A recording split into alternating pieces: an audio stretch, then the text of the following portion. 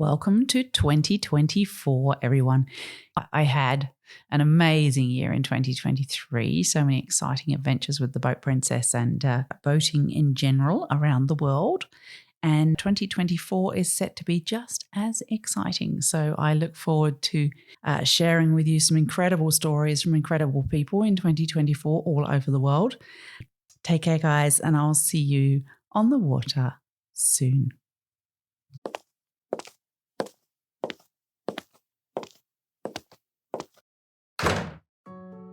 Hi, and welcome to the Boat Princess podcast. My name is Nicky Vaux, and I'm your host. I am a boat owner, a marina owner, a director on the Marina Industries Association, and a huge advocate for boating.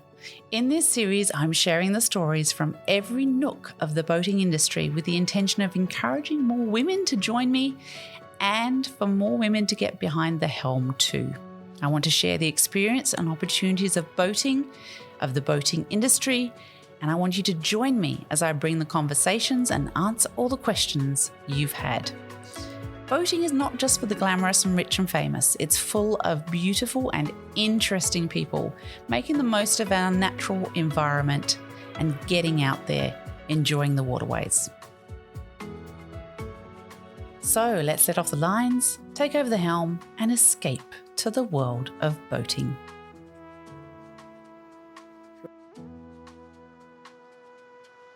Hi, everyone, and welcome to another episode of the Boat Princess podcast. I've got a great one for you today because I am talking to Meg Riley from the Magenta Project here at Met's Trade in Amsterdam. Meg, welcome to the podcast. Thanks for having me. So happy to be here.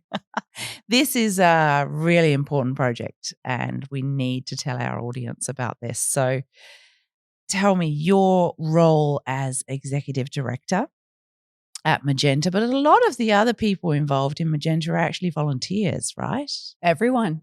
And I started myself as a volunteer with the Magenta Project in 2021 as a mentor.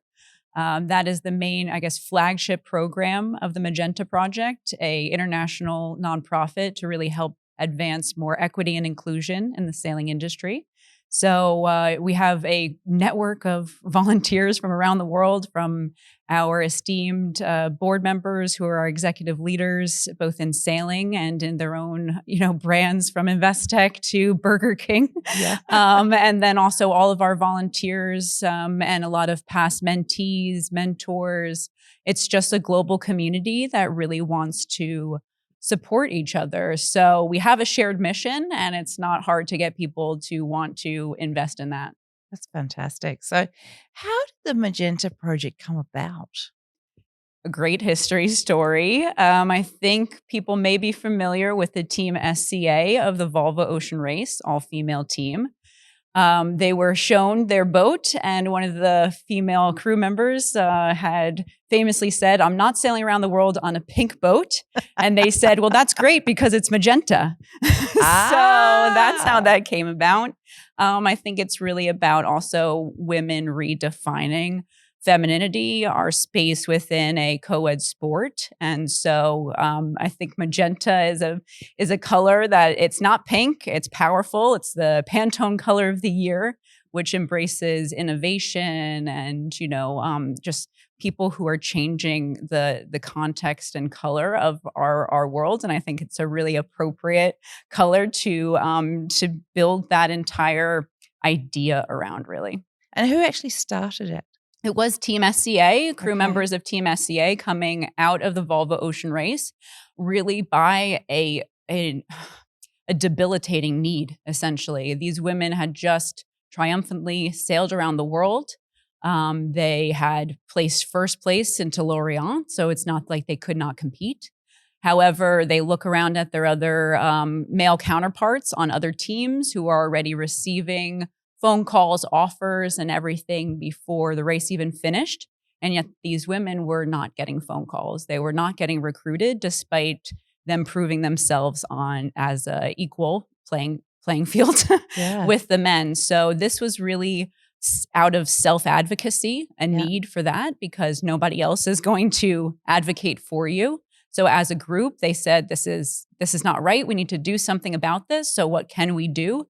And part of it, was hearing that, first it was just that there weren't opportunities. So we were making connections to build opportunities. Oh, well, then the skill level's not there. So we're building clinics and things like that. The confidence isn't there. So we built the mentorship program. So each challenge, we've come up with a solution. And I think it's really a global one too, where we have a lot of men and women who are dedicated to really pushing that impact. So it came from a team that knew what it takes, but also that it can't be a single endeavor, that the entire community really need to get behind it. So this was the call to arms. Yeah. So just for those of us for those listening that aren't involved in the sailing community, those phone calls that were coming into those guys, where are those phone calls coming from and what are they saying? So the phone calls are coming from, so this was the Volvo Ocean Race that we're talking about. It's an event that was running on a 3-year cycle. So after your year-long campaign, 2-year campaign, you would have quite some time off where you needed to go find another gig. So even the best men in our industry still run on gig cycles, America's Cup every few years, same thing, Olympics. So they were getting calls from their buddies. They were getting calls from the male owners. They were getting calls from their network that knew that they just were about to finish a race and they wanted to snatch up the top talent.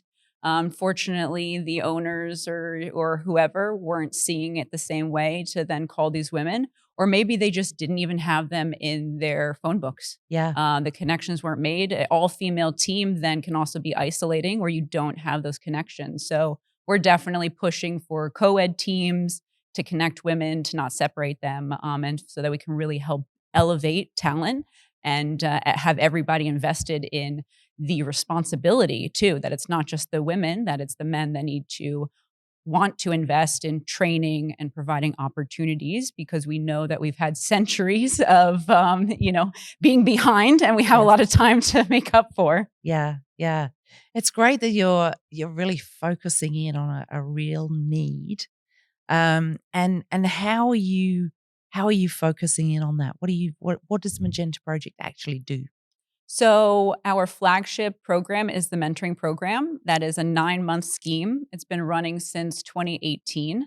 It's gone through many evolutions and expansions as we continue to, first it was just for women in professional sailing, so racers. Then it's expanded to women in shoreside roles and STEM. We have a few engineers in our program this year and also expanding internationally. So it was originally a UK-based charity. We've expanded all over Europe initially, going into the Americas in the past couple of years. As you may tell, that's where I'm from. And now we are focusing our expansion into Australasia, actually. And we understand that it's difficult for our Southern Hemisphere friends or those in the Eastern Hemisphere to feel connected to really the hub. Even in America, I feel separate from where really the heart of the industry is happening in Europe. So that by having a global network, we can really connect everybody together. And that this mentoring program is now allowing a structure, a connection platform, where also companies are now coming to us and wanting to solve their recruitment needs and social sustainability policies internally, and seeing that since 2018, we've supported over 200 women who are developing their careers internationally. This year, we have 2 women from Japan, which is a new market expansion. Out of 35 women, 2 being from Japan is fantastic. So we want to encourage people. We have a woman from South Africa this year, so now looking into African expansion. So it's a truly global program. And anywhere you go at these international events, we have a Magenta meetup right after this, and you can find us there. And I think that visibility, the community to know that, these women who may feel in their isolated communities alone, that they actually aren't. And there's an entire community out there that want to support them. So it's not only female diversity, it's cultural diversity. Absolutely. All over the world as well. That's fantastic. Well, I think really women are the gateway to diversity. And I think if we can figure out how to make women who are not minorities but are treated like them, if we can figure out how to make women feel welcome in male-dominated spaces And we know sailing is not only male dominated, but white male dominated, rich white male dominated. And so there are different things that we're doing to help break down also that brand identity of sailing, that it can be an inclusive sport. However, that comes through media. So like your podcast, it's great to have female voices, within the marine industry. Magenta Project is a platform that highlights female achievement. And I think that that's really important, that it's not just some brands use it as pink washing or, different ways where it's not as seen as authentic. Because then you can go to an event like Mets and still see in, the Dame Awards that the majority of the stage is still filled with men. Yes. And you still see that. But we do see that every year I go to these events, there's more and more women present. So I think that it is still a forward moving trajectory, a train that is not going to stop. No, Sorry, guys. Right. We're picking up momentum. But the great thing is that there are many men who are joining us, who see this as equally their responsibility in space. And the more that they have women on board, they realize what was missing. And that, wow, women actually not only can equally be part of our team, but our team is now that something else with a female member. And even more so as you continue to reach those equity levels, to have that representation. Teams act more like families, teams act more empathetically. And this is not exclusive to sailboats either. You see it in any kind of industry where if there are more female leaders, you tend to have a more empathic organization. Absolutely. And more profitable if you put one on your board. There you go. So those are true metrics. True metrics. So in terms of, that's the mentoring program you do. I think there's something else you do at the Magenta Project as well, isn't there? Tell me about that. So we have quite a few other things that we do. We do clinics, workshops, and advocacy work. So clinics and workshops fulfill our talent development side of our mission and program. In order to reach the equity, we need to develop the talent to be able to serve that. So from the mentoring program, we also have different clinics. We just hosted one a couple of hours ago here in the room right next to where we're recording with Future Fibers. Okay. So that was a STEM-based career workshop where they had shared with us the different opportunities for women, and particularly Future Fibers has equal opportunity as an employer, plus a gender equality policy within the company, and therefore have, because of those plans and policies, dedication to this internally, social sustainability being a core value for the company, and innovation and everything, that they actually have 30% of their workforce as female, which for the marine industry is very high. That's very high. For technical roles, extremely high. And so you can see actually results that if a company makes it part of their core values, that actually they will achieve them. And we're seeing that with Future Fibers and our relationship with them. And so we really encourage companies that are interested in bringing in more women. I think you should be.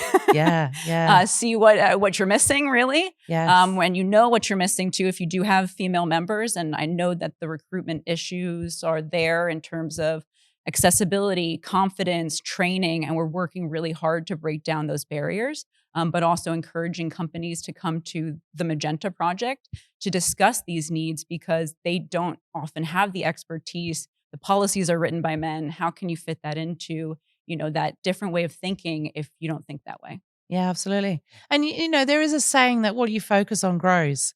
So if they've actually put some policies together and they're actually focusing on that space, it will automatically happen. Absolutely. That's just fantastic. I don't think we should set, minimum quotas and all those sorts of things. I think that just having policy and focus to say, no, this is what we'd like to do.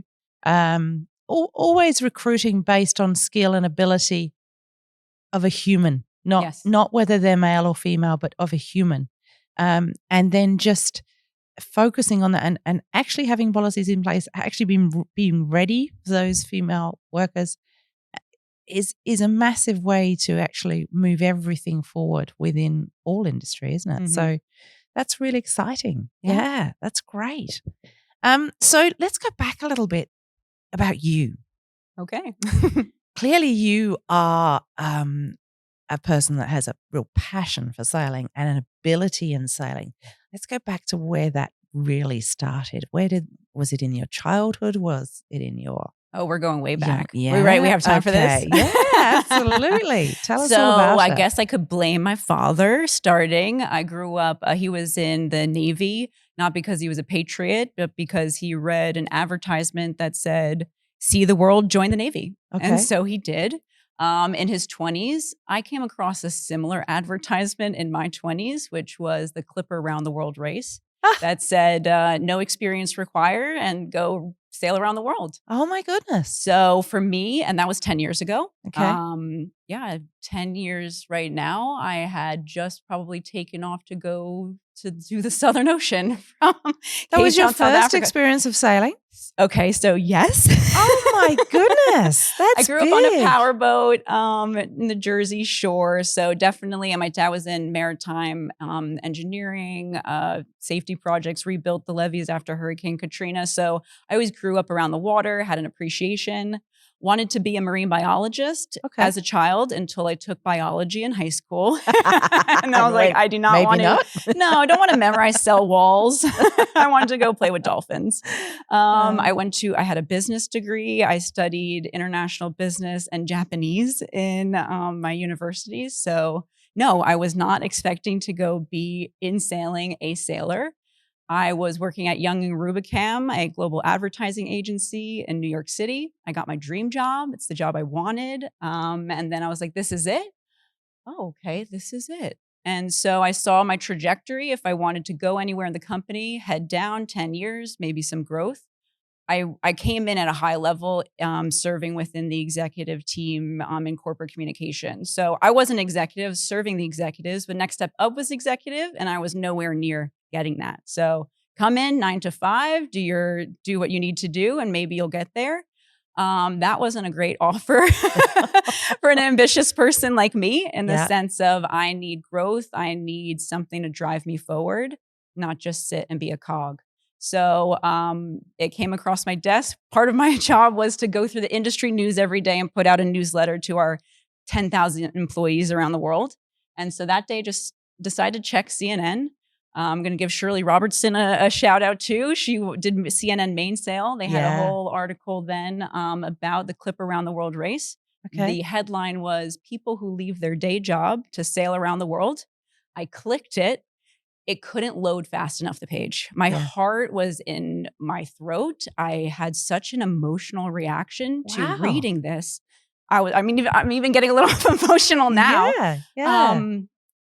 It was one of those moments where it was like, pay attention to this. Yes. Because it changed my whole life trajectory.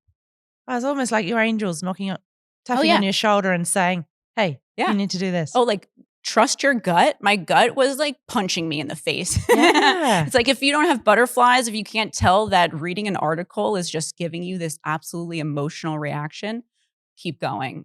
And so I didn't watch any videos. I didn't want to convince myself I couldn't do it. The article said, no experience required. We train you, you do all this. So I'm like, I'm doing it.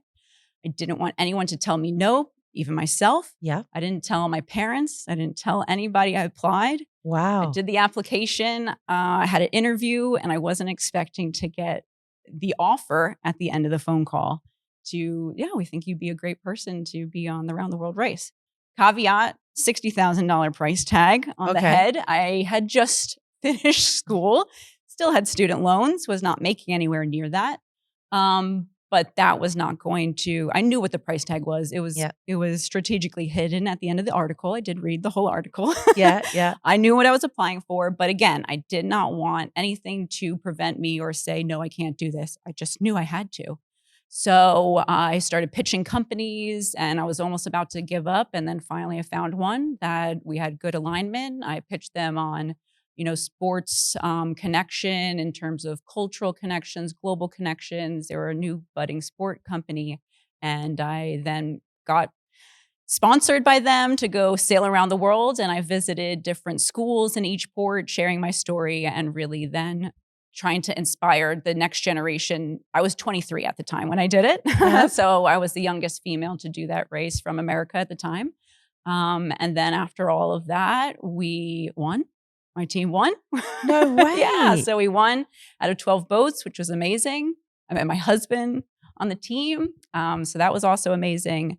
And then after that, he was from Canada, and we really wanted to continue in the professional sailing space, having just raced around the world and not being satisfied after something like that, which is crazy. But I did not also want to peak at 23. Yes. So it was like, okay, what is after circumnavigating the world and winning a race? I didn't think I'd have a challenge like that, but cool. And I was really, really lucky to have my partner with me at the time, because we had just gone through that together. We knew what it was, and it was almost like PTSD too. Yeah. You know, they prepare you and everything. They train you for everything. You get to the end of the race. It was in London for us. You get off the boat and they say goodbye. Here's a party goodbye. So the debriefing, the decompression, you know, all the kind of psychological stuff, having gone from your life, eat, sleep, everything, race, your team, these 20-something humans who were once strangers are now a weird level of family. Yes. Yeah, very close. Now you're no longer with them. You're no longer achieving or working towards a shared mission. And a lot of people, I stepped out of my career. For those who did the round the world, it was not many had the chance of a sabbatical. It was a complete life change. Yeah. So it was kind of like, okay, now what? And complete restart. But I didn't realize that I didn't actually leave my career in corporate communications. I just brought it to the sailing industry. So I was published in Sailing World while I actually was on the Clipper Around the World race about the Southern Ocean experience. And then I took that, and my husband and our skipper from the Clipper race, we established a offshore development program in Canada, which we then later expanded into Ocean Racers, which is a international training and development program. And that's still going, isn't it? That is still going now. Yep. I took a pause for a year to work on the Magenta project. Also, I'm currently doing my MBA online right now. Of course you are. I just had class until 1:30 in the morning last night. So yeah, no, I'm one of those Marsha Brady type people. But there's just so much in this world and opportunities. I just need to go after so much. So it's amazing to be part of the Magenta project, where you're part of a network and group that has that same drive, that thirst for change, the innovation, the absolute unacceptance of the status quo. And so that's the kind of person I am, the ideation, the futurism.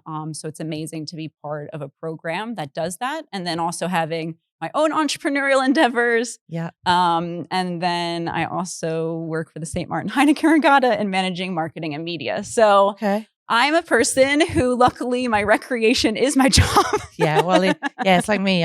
We have several different businesses, and if you love what you do, you feel slightly mad, because you are slightly mad, because you have to be slightly mad to be doing that much.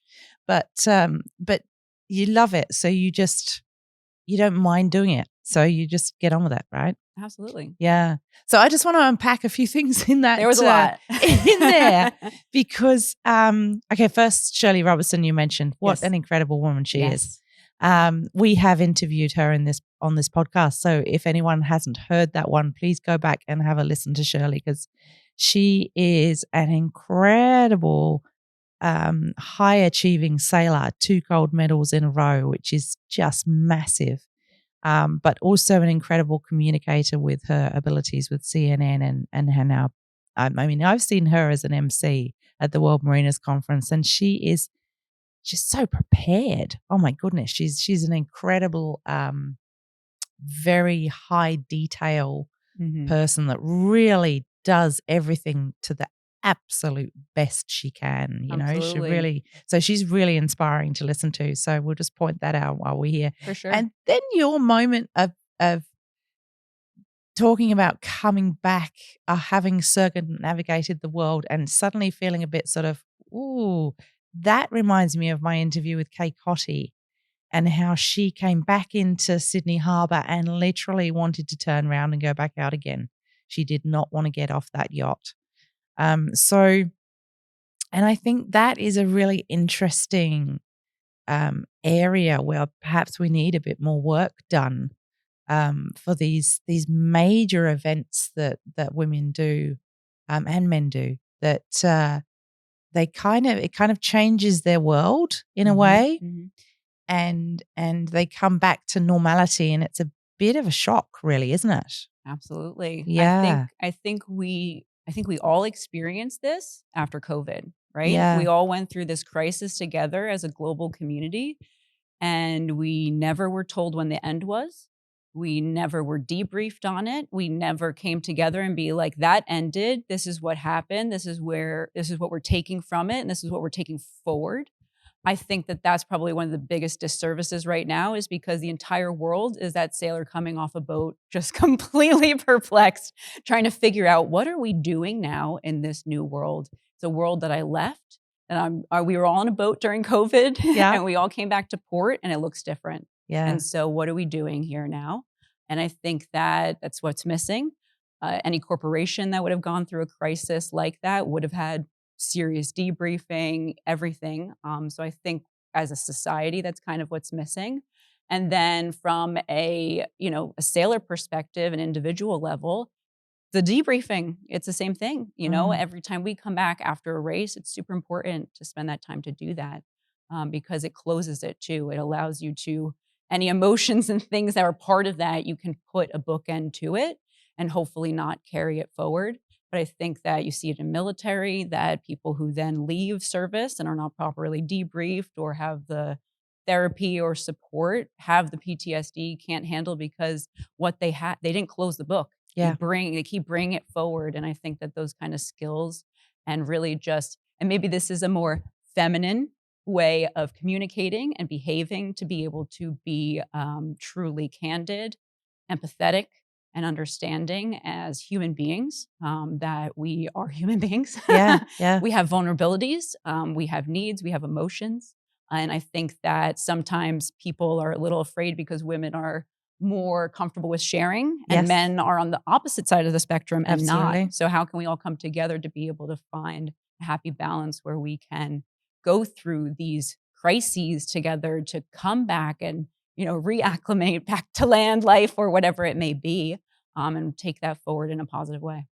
You've actually raised a really, really interesting point there, because and for men it's very generational as well, because the older men were told, you can't cry, you can't talk about things, you That's certainly not can't, masculine. you certainly can't admit you've got a mental issue, all those sorts of things. And I think the younger generation can be a bit harsh on them sometimes in terms of judging that, when in reality it's been drilled into them so hard. Right. Stoicism. They have no way of tapping into what the younger generation know as being okay to talk about. So that's a really interesting point there. I've never thought about the whole COVID thing like that either. That's a really interesting way of looking at it, because you think about those young people who started a job and then a week later they were working at home, and they've never spent a decent amount of time in the office, so they don't really understand what that social interaction is, what it's like to work as a team like that, and so on and so forth. I've never really thought about how that's probably a fear-based thing, that they're quite comfortable at home. They've got used to it, and because a lot of corporations are having trouble getting people back into the office. Absolutely. So it's, and a lot of that may actually be fear-based. Absolutely. I think from both sides too. It's that there's a group that wants to go back to the way things were, and that's not possible. We don't work that way anymore. We are more flexible. We are more wellness and well-being focused. So burnout and those kind of mental health, physical health, emotional health are now very prevalent to us, because we spent an entire year plus as a society focusing only on health and wellness. Yeah. So it's a very interesting shift to kind of see that. But from both sides, there's one side that wants to go back to the way things were, and there's another side that doesn't. I personally am very happy that remote work is now considered a viable business option, because I've been trying to work remotely for a decade and convince other companies that wanted to have someone in the office, that me being a global-minded, flexible individual is actually an asset, not a liability. But remote work is also not for everybody. Yeah. So how do you take that forward, and how do we have these conversations? It's trust, it's individual, it's structure that some need, it's the flexibility that others need. But also, even just going back to, women in the workplace, the flexibility that has been instilled since COVID, the understanding that, hi, I have a sick child at home and I can't come to work. Previously, you could have gotten fired, XYZ, gossiped about in the office over that. Now you're admired for it. And so, or going to your kids' soccer games, those things that, people used to miss for their own advancement. I think that now those values are shifting. We're shifting to more family-oriented values within the corporation and having that expressed. And having that flexibility allows more women in the workplace to stay in the workplace, more women to develop as leaders so that they don't have to leave or choose to be a mother to then continue to be part of the team if that flexibility is allowed. And that's what a company needs to do. If she wants to work from 7 a.m., stop at 8 to go drop the kids off, come back online at 10 and be up until 7 p.m. fulfilling all the work hours, why won't we let her? Yeah, it's I mean, obviously that doesn't suit every business. Of course. But because some are simply you have to be there on the ground because it's that kind of business. But I think, and it's an interesting environmental impact as well in that, not everybody's commuting to the city, of course, on transport and all those sorts of things as well. So there's a whole bunch of different advantages to it, but some disadvantages too, that whole social interaction. And I only ever do my podcasts in person because I like to read the person and I like to see where the conversation's going. That's not something you can do over Zoom. You just can't do that. No, and I agree. For a long time, at least for the last year, all of my teams were remote. I was going to school online. I worked for the Magenta Project, all global team, and then Heineken Regatta. And I moved to St. Martin permanently a month ago because I needed a team in person. I was struggling with that time, making the connections, not being strictly business, the time in between meetings, before and after, where you get to find out, what are your kids doing? How's your week doing? So I have been integrating that into, our digital connections because it's important, but it still is not the same. As you say, you can't get the same response, the same feedback. I'm a big body language person, so that is almost impossible on Zoom. I feel like I'm hawking a bunch of boxes and, being like, okay, who's shifting uncomfortably? Who's ready to speak? Should I allow them to speak? They don't want to speak up. They've been waiting to say something. They're, that shift in your chair when I know I'm like, okay, they want to say something. Yeah. So, but it's actually the cats just crawled across the lap. Exactly. So, those kind of nuances. And when you do have that, during COVID, do we lose a little bit of the humanity side of things? Do we lose our empathy because we're communicating through a digital platform and you're missing that touch, that feeling, that sound, that, when you feel like, oh, that made me uncomfortable, or oh, that made me really happy.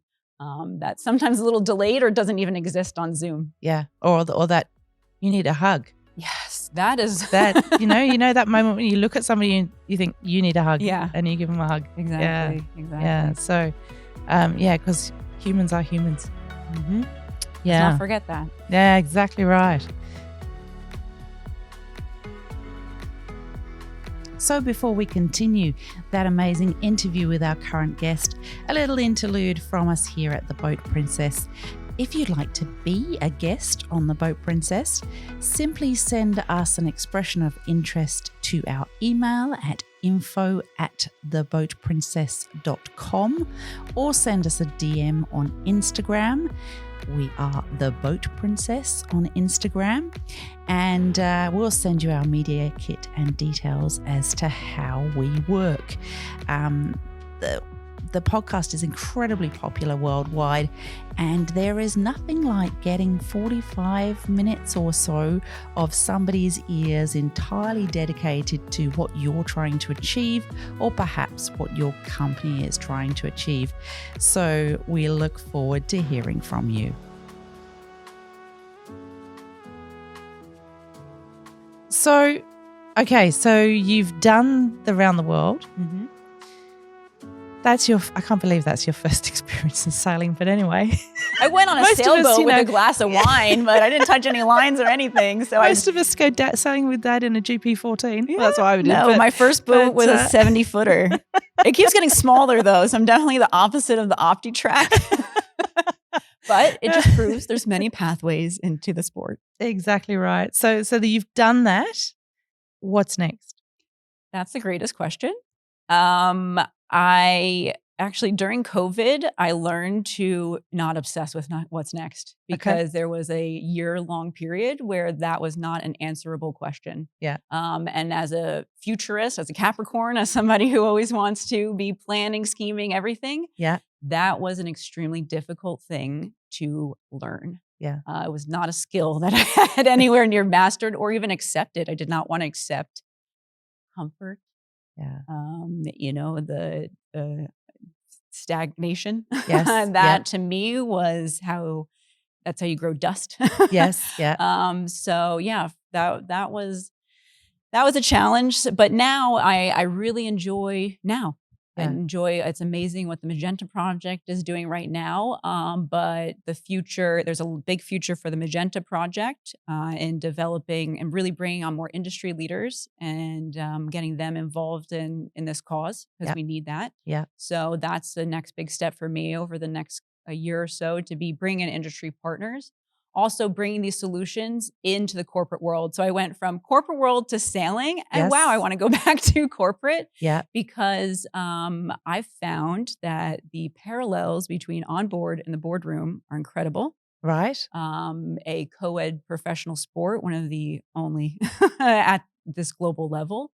There's a lot to learn and a lot to take from team dynamics, feminine versus masculine leadership. I have a leadership quality. I've taken tests before to understand what is my style. My style is command leadership, which works amazing on a boat, but doesn't work the best with all different types of cultures, and cultural understandings or preferences. So the command leadership style that is uniquely me works in certain contexts and sometimes gets me in trouble as a young female, where some other, generations or whoever may not love to receive that from somebody they don't expect to, or haven't been conditioned to receive that style. So for me, it's all, self-reflection. I've done a lot of leadership development. So I think the personal journey for me to be able to see that, how I work with different cultures, from volunteers, employees, crew who join my boat, who I recruit to, sail with me. Hey, you're a stranger. I'm on a phone call now with you, and I'm about to say whether or not I want you on my boat for a week. Yeah. This far away from my face, cooking and hosting you in my home. Yes. So that's something that, understanding the recruitment process, the team building, team ethos, and that parallel to corporate ethos.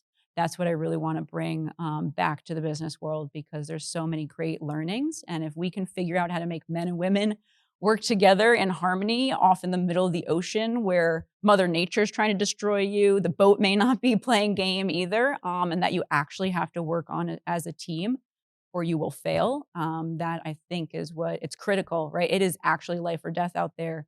And having then also coming off watch and putting your life in someone else's hands, and that trust that you have with your crew.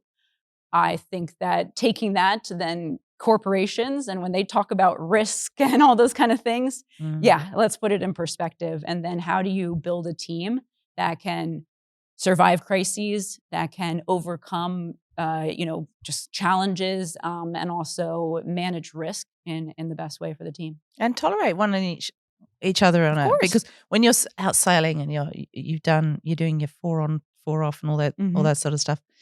Sorry guys, that's 4 hours on sailing, 4 hours sleeping. That you get really tired and cranky, and everybody reaches their sort of tolerance levels much lower than they would normally be. So it's working together with people, understanding how to be less reactionary, less aggressive, because even though you're really tired, you've still got to be a nice person to be around. 100%. Right? Well, what's really funny is that actually towards the beginning of the race, it was clear that my husband and I were kind of close. We were the youngest people on the boat, so we would go out and, we'd go out in the parties when we got to port together. We were 23 on a race around the world. Of course, we were having fun. Yeah. But we were purposefully put on separate watches, whatever, that's fine. Yeah. So we actually, for an entire year, would on the boat only engage with each other at each other's worst moment of the day. So he would either wake me up or I would wake him up or something. We would see each other within those moments where it's like, don't speak to me. I am at my worst. And that's how we would engage with each other in the sense that, and people ask, oh, how do you run a business together and live on a boat? Well, our relationship started with understanding each other in our worst moments. Yeah. And that's, and we also had on our team the 4 agreements. And that was, basically understanding that, you always bring your best and that sometimes your best is going to be different day to day. And also understanding that somebody else's best will be different day to day. Yeah. And I think that, just having that experience was really eye-opening too. Yeah. Yeah. Because you see your crew members in the worst of it.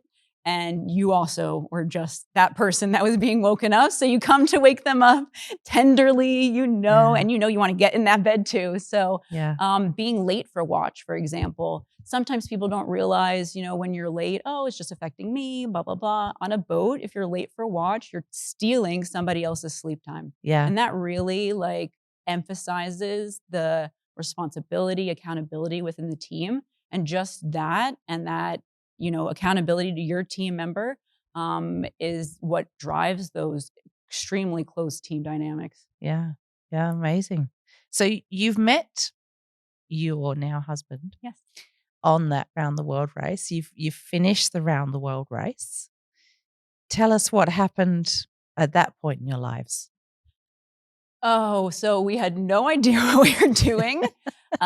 We decided to travel a little bit. We went we wanted a pogo, and that was in 2014 where we finished the race. Just explain what a pogo is. Pogo 12.5. It is a French-made beautiful boat. It is a monohull, 40 foot with a 15-foot beam. It looks like it's like a Class 40, is the same hull mold, but with a cruising interior, so we could live on it. And we really loved that boat in terms of just what we heard about it and knowing it could be double-handed. We can go do our own thing. We didn't know exactly what our own thing was. We had many ideas. So we just went and test drove the boat and fell in love with it. And then 2 years later, we ended up buying one. So it was kind of like, planting the seed, but trusting the universe. And in between, we ran an AMOCA program. And that was another thing that was just, the universe will provide you with all the opportunities you deserve. It's really your responsibility to seize them.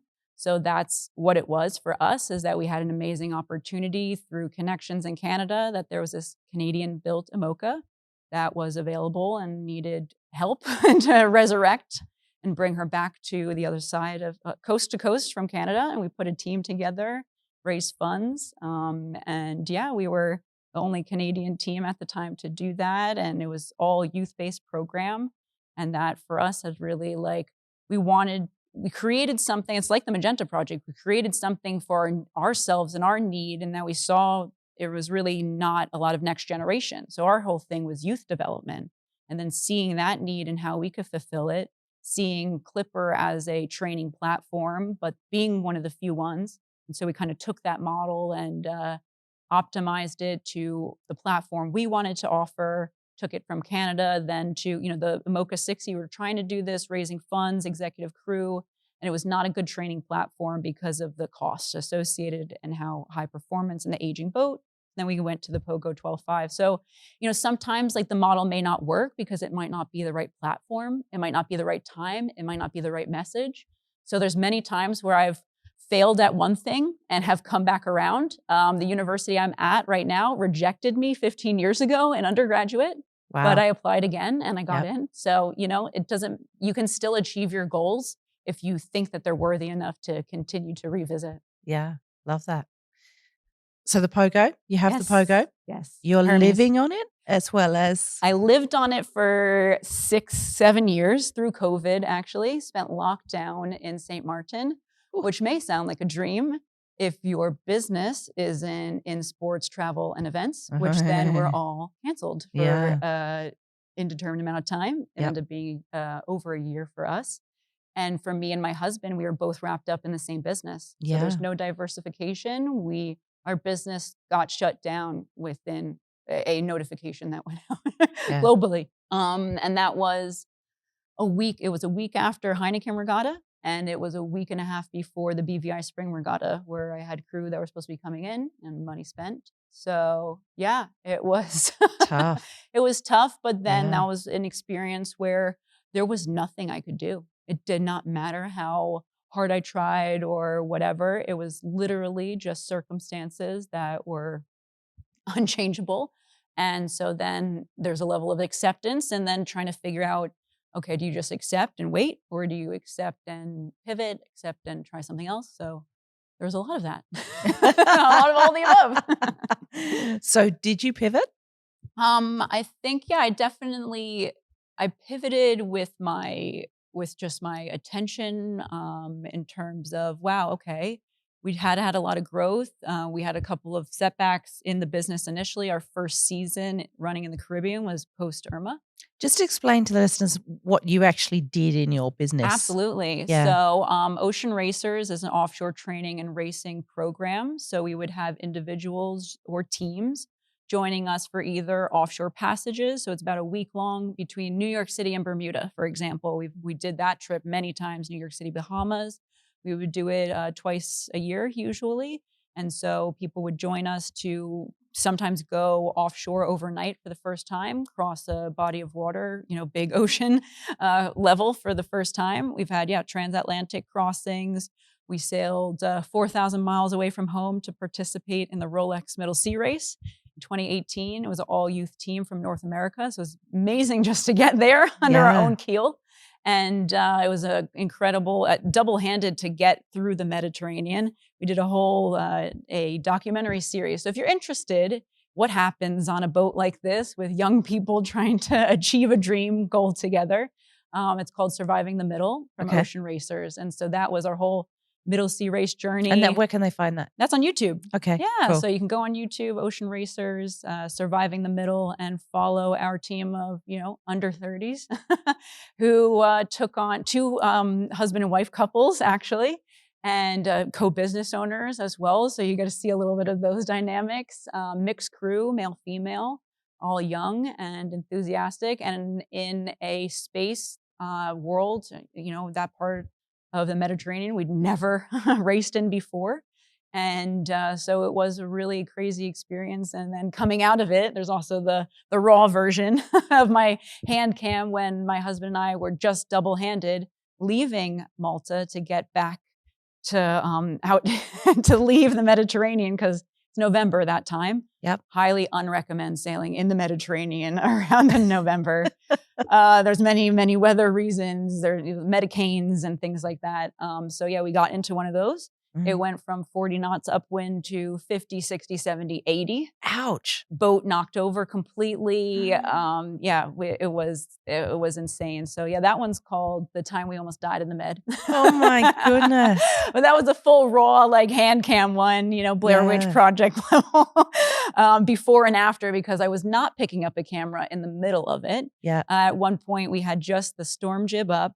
And I'm driving the boat because autopilot is not functioning at this point. So I'm driving. My husband is dealing with the sails. The mainsail is just shattered at the leach, so just completely torn from flogging. We got the mainsail down. He's working on the trysail. So these are the orange sails that are like the emergency sails. Yes. Yep. Maybe see them in Sydney Hobart race a Yep. lot. And so, we had the storm jib up. I had turned away from the wind because I couldn't handle upwind. So turned away from the wind to and also get the boat surfing the waves rather than being broadsided by them. Yeah, because that's really dangerous. Yeah, just the storm jib up, no mainsail. I was heading back towards Malta doing 17 knots. Just the storm jib. Wow. You wouldn't expect a boat of that size to be capable of she was that surfing so hard, and I was just she's a but flat she shouldn't bottom, be. so In the law of physics, she shouldn't be able to go that fast, right? She does go that fast when we have full sail plan. Okay. I've done over 20 knots in the boat, just crushing it, amazing. I was not trying to. I was actually heading the boat like a horse, whoa girl, I could not slow this boat down. We tried to have no sails up, essentially. We just had a storm jib up. But yeah, being surfing and being put on those waves. And my objective was just put the boat on the wave correctly and surf it and just make sure that I maintain the pressure in the jib so that I don't lose the momentum. Yes. And yeah, that was 17 knots back towards Malta. And I'm like, please, I just want to get out of the med.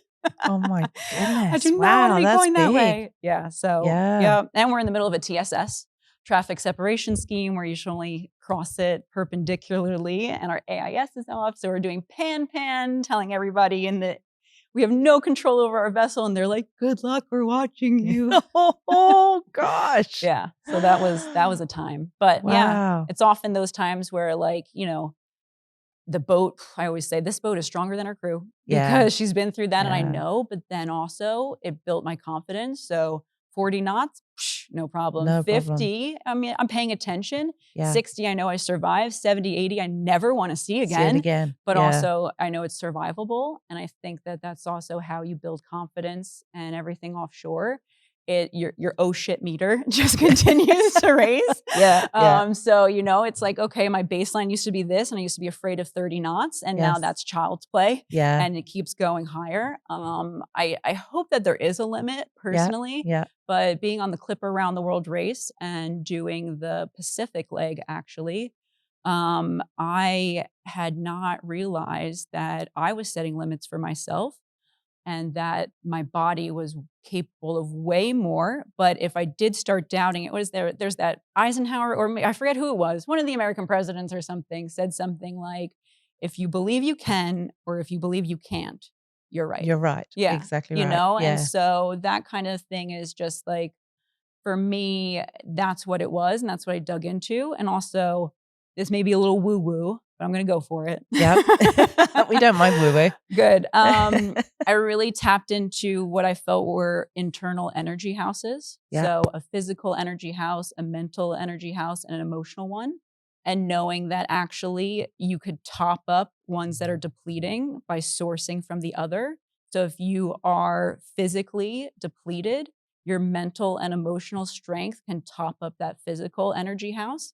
And vice versa, you can also deplete it. So if you mentally think that you're exhausted, you will start feeling that way too. Absolutely. So, it's very interesting to kind of like, I actually was thinking internally, what is my fuel meter in each of these different houses, and checking in and seeing which one needed a top up, and then how I could take from one to the other and share some.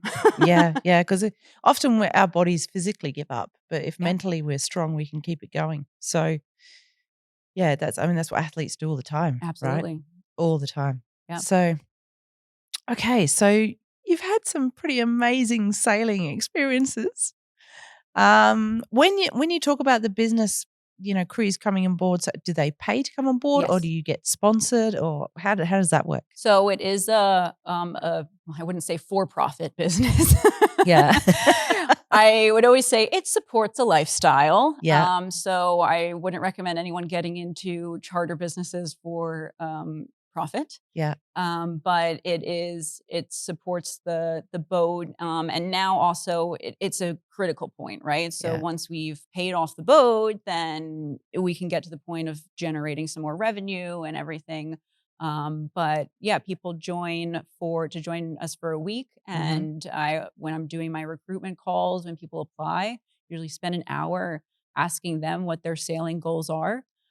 Because whether they're going to be okay without a hairdryer for a week. These are the kind of things that, what kind of expedition type of things have you done? Because it's like extreme chartering, isn't Absolutely. it? Absolutely. Yeah. For especially our big trips from New York to either Bermuda or Bahamas, we cross the Gulf Stream. And I don't think people really understand what that means. Yeah. It is a nasty, unforgiving piece. I've crossed it probably 15 times now.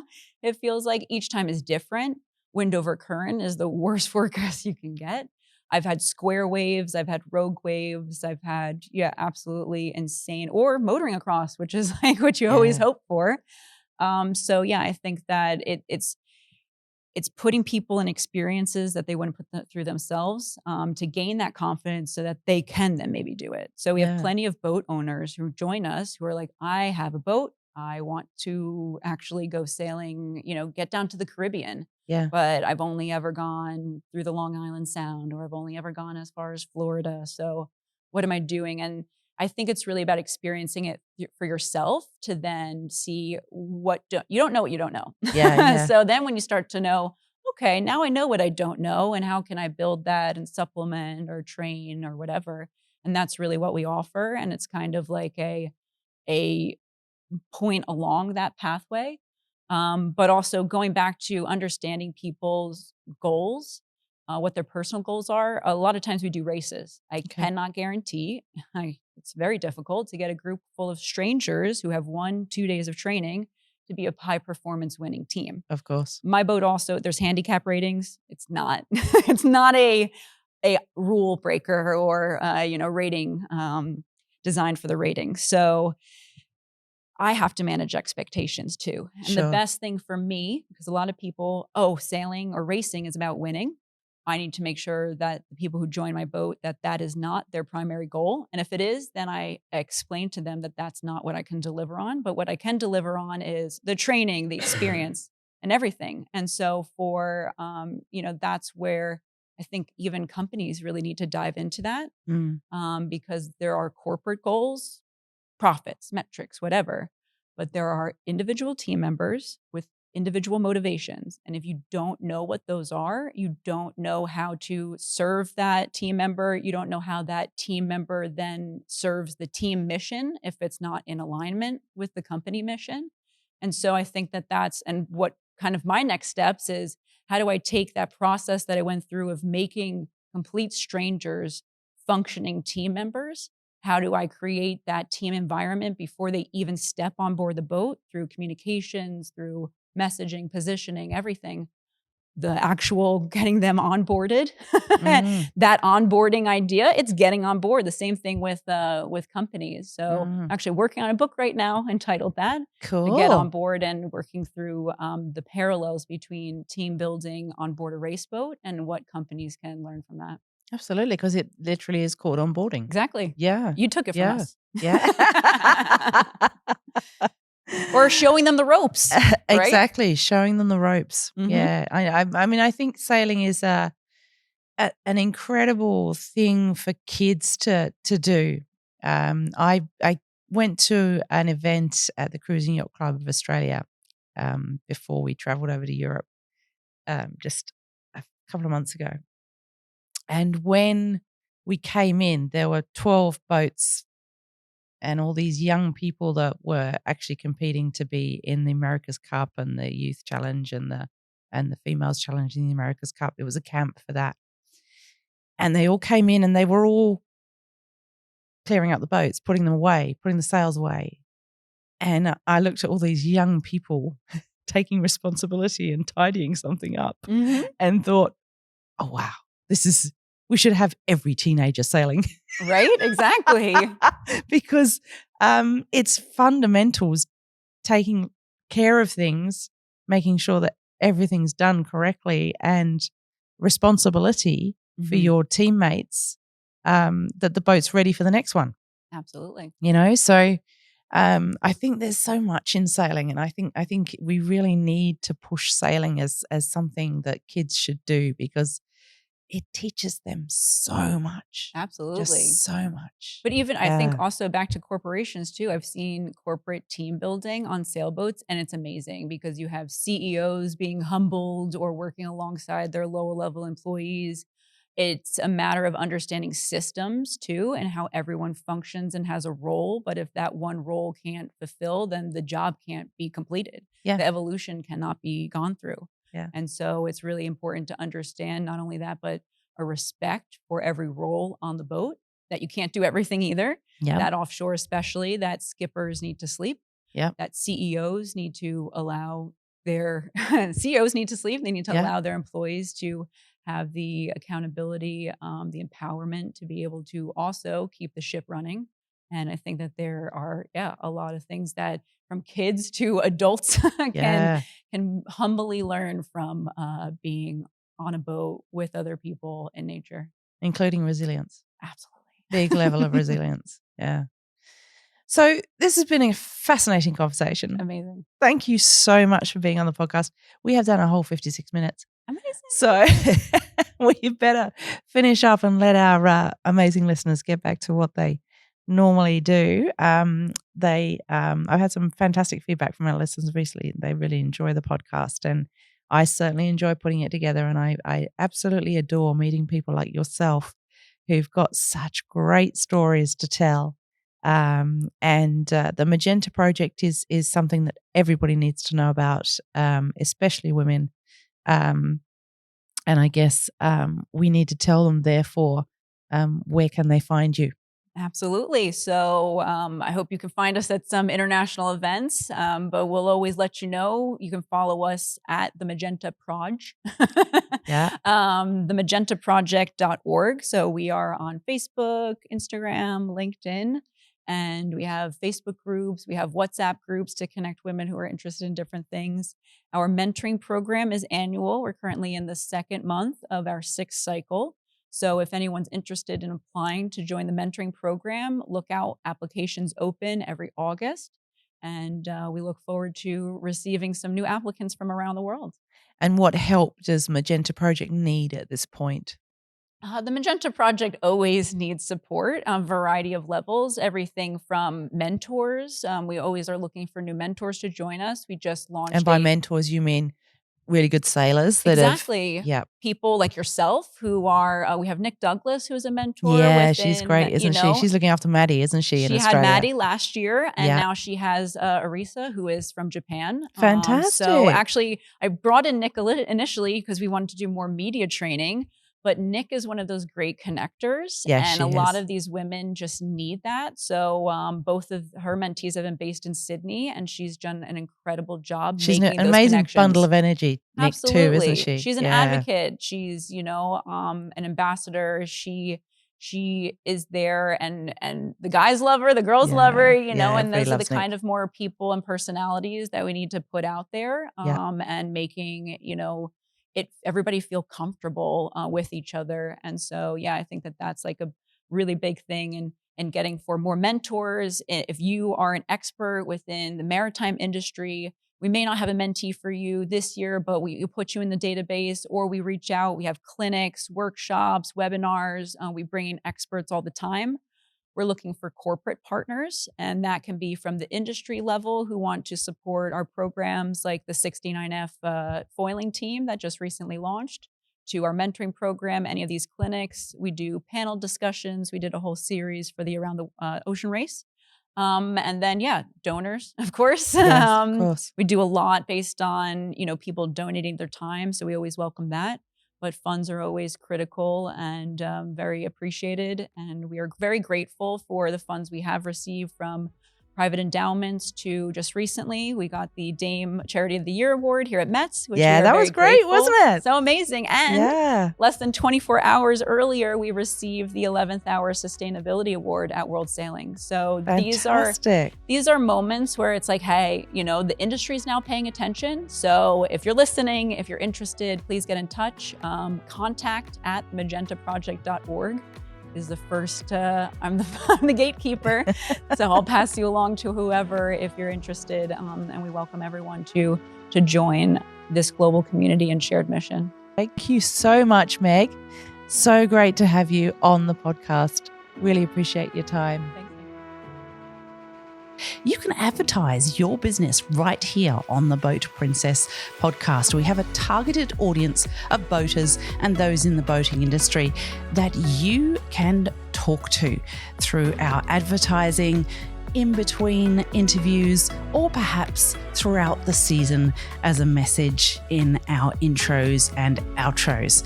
So if you'd like to get involved in getting your business advertised on the Boat Princess podcast, which has a worldwide audience of around 31,000 listeners a month, then we'd love to hear from you. Contact us on info@theboatprincess.com. We offer packages from one announcement on one podcast right up to the entire season. I look forward to sharing a message about your amazing business to our audience.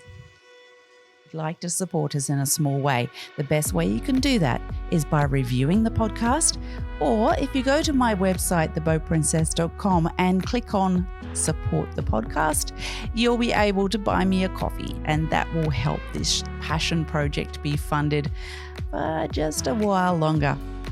Thank you so much for listening to another episode of the Boat Princess podcast.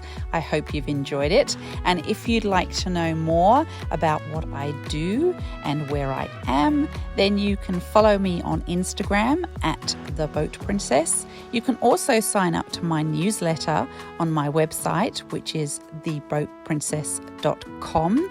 Take care of yourselves, everyone, and hopefully we'll see you on the water soon.